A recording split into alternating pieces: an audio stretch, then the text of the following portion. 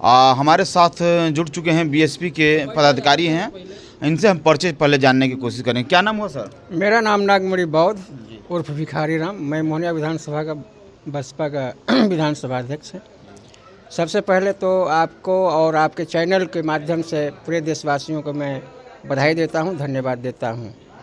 Sir, एक viral हो रहा है वीडियो, चमार देश के लिए खतरा है, चंद्रशेखर आज़ाद देश के लिए खतरा है। क्या कहना चाहेंगे इस पर? इस बात जो चमार शब्द जो है, इस शब्द को लेकर के तो मुझे हंसी आ रही है। जो इस बात को कहेंगे चमार से खतरा है, मैं उनसे पूछना चाहता हूं कि जो वो बोल रहे हैं उनका शरीर है वो किस चीज़ का बना हुआ है।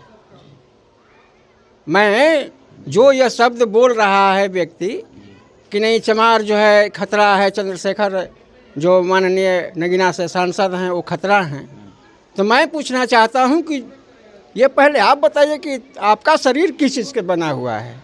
दूसरी चीज़, चमार से खतरा है तो ये खतरा नहीं है, चमार से खतरा नहीं है, अम्बेडकरवादियों से खतरा है। अब खतरा आप समझ रहे हैं, खतरा मीन्स क्या? सही अगर हम बात बोल रहे हैं तो खतरा किस चीज़ का खतरा? ये खतरा, ये बात जो बोल रहे हैं गलत है। ऐसे लोगों पर देशद्रोही का केस होना चाहिए। ये चमार शब्द जो संविधान में बाबा साहब, परम पूज्य बाबा साहब ने लिखा है चमार जाति सूचक को लेकर के, उस पर जो है उस पर केस होना चाहिए। और मैं सरकार से मांग भी करता हूं कि ऐसे शब्द जो कह रहा है लोग, वैसे लोगों पर जो है कड़ी से कड़ी कार्रवाई होनी चाहिए। मैं मांग करता हूं विधानसभा अध्यक्ष होने के नाते। सर, क्या लग रहा है कि चमार देश का नागरिक नहीं है क्या, कि ऐसा सब लोग हाँ, वही तो चमार इस देश का नागरिक ही नहीं, इस देश का मूल निवासी है जी। इस देश का मूल निवासी चमार ही है सर जी। और संत रविदास जी भी इस चीज़ को कहे हैं कि जात जात में जात है ता केलन का पात, जात जात में जात है ता केलन का पात, मनुष्य एक नहीं हो सकता जब तक जाति न जात। तो मैं निवेदन कर रहा हूं कि ऐसा शब्द जो है उच्चारण नहीं करना चाहिए। और जाति मिटाने के लिए परम पूज्य बाबा साहब अम्बेडकर ने 6,647 जातियों को 4 कैटेगरी में बांटे, ओबीसी, एससी, एसटी और माइनॉरिटी, जो धर्म परिवर्तन किए हुए लोग हैं, और सभी लोगों को एकजुट करके बाबा साहब ने रखे। इसलिए गलत मानसिकता के लोग ये बयान दे रहे हैं, ये गलत, हम उसको निंदा करते हैं। बैनर लटकाया हुआ था सर, छपरा का ही मामला है। हाँ जी, बैनर लटकाया हुआ था, तो ऐसे लोगों पर क्या कार्रवाई होनी चाहिए? ऐसे लोगों पर तो देशद्रोही का कार्रवाई होनी चाहिए। देशद्रोही, जब तक से ऐसा नहीं होगा तब तक से लोग भयभीत नहीं होंगे। ऐसे शब्द को कहने से लोग नहीं डरेंगे कि ये चमार जो है खतरा है, सांसद खतरा है, तो ये गलत हम निंदा कर रहे हैं। तो क्या लग रहा है कि जो मनवादी विचार के हैं, सामंतवादी विचार के लोग हैं, चमारों से डरे हुए हैं क्या? देखिए, चमारों से नहीं डरे हुए हैं, अम्बेडकरवादियों से डरे हुए हैं। वहाँ चमार दर्शाया गया है, वहाँ चमार दर्शाया गया है, लेकिन जो चमार अम्बेडकर का बात करता है उसी से वो डरा हुआ है। जो चमार मनुवादी सिद्धांत को मानता है वैसे चमार से थोड़े वो डरा हुआ है।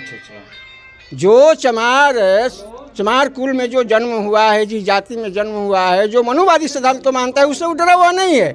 लेकिन जो अम्बेडकरवाद सिद्धांत को मानता है, जो बुद्ध विचारधारा को मानता है, जो रविदास विचारधारा को मानता है, जो फूले ज्योतिबा मन, जो भी महापुरुष मानवता विचारधारा को जो चमार मानता है, वैसे चमार से वो डर रहा है। तो ये बात गलत है। डर किस बात के भैया? हम जब रोजी रोजगार, मान सम्मान की बात कर रहे हैं तो इसमें डर क्यों रहे हो भैया? इसमें डरने की बात क्या है? हमारा तो सिद्धांत यही है कि सभी मानव हम एक समान हैं, सबको रोजी रोटी, कपड़ा, मकान चाहिए, शिक्षा चाहिए, स्वास्थ्य चाहिए। इसी विचारधारा पर, इसी चीज़ के लिए हम बसपा के लोग, बहन जी संघर्ष कर रही हैं, चंद्रशेखर जी संघर्ष कर रहे हैं कि नहीं सबको रोजी रोटी, कपड़ा, मकान, शिक्षा, स्वास्थ्य, मकान चाहिए हैं। इसलिए वो जो कह रहे हैं गलत कह रहे हैं, उनका हम निंदा कर रहे हैं, सरकार से मांग कर रहे हैं कि कार्रवाई होनी चाहिए। सर, जिस तरह से लगातार बिहार में सांसद पर भी हमला करना, विधायक पर भी हमला करना, ये कहाँ की सर, क्या लोग देश में क्या लाना चाह रहे हैं लोग? यही तो रोना है इस देश का।